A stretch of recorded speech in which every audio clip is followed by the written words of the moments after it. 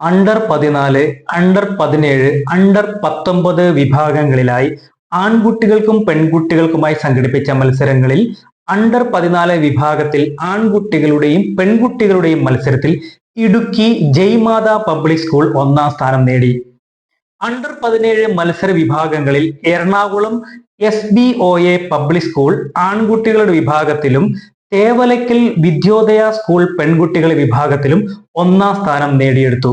19 വയസ്സിന് താഴെയുള്ള കുട്ടികളുടെ വിഭാഗത്തിൽ കൊല്ലം MAM model senior secondary school ആൺകുട്ടികളുടെ വിഭാഗത്തിലും തേവലയ്ക്കൽ വിദ്യോദയ സ്കൂൾ പെൺകുട്ടികളുടെ വിഭാഗത്തിലും വിജയികളായി. ചാമ്പ്യൻഷിപ്പിന്റെ സമാപന സമ്മേളനത്തിന്റെ ഉദ്ഘാടനവും വിജയികൾക്കുള്ള സമ്മാന വിതരണവും സ്പോർട്സ് അതോറിറ്റി ഓഫ് ഇന്ത്യയുടെ കബഡി മുൻ ചീഫ് കോച്ചും സംസ്ഥാന കായിക യുവജനക്ഷേമ വകുപ്പ് മുൻ അഡീഷണൽ ഡയറക്ടറുമായ S നജുമുദ്ദീൻ നിർവഹിച്ചു. CBSEക്ക് വേണ്ടി തിരുവനന്തപുരം ജില്ല ആതിഥേയത്വം വഹിച്ച മത്സരങ്ങൾ മനാറുൽ ഹുദ ട്രസ്റ്റിന് കീഴിൽ മണക്കാട് പ്രവർത്തിക്കുന്ന ദി ഓക്സ്ഫോർഡ് സ്കൂളിലാണ് സംഘടിപ്പിച്ചത്.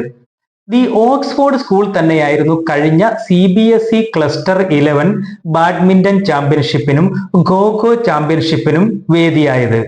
സംസ്ഥാനത്തെ വിവിധ ജില്ലകളിലെ 13 CBSE സ്കൂളുകളിൽ നിന്നുള്ള 350ഓളം വിദ്യാർത്ഥികളാണ് വിവിധ വിഭാഗങ്ങളിലായി 2 ദിവസം നീണ്ടുനിന്ന മത്സരത്തിൽ പങ്കെടുത്തത്. എക്സ്പ്രസ് വാർത്ത ന്യൂസ് ഡെസ്ക്, തിരുവനന്തപുരം.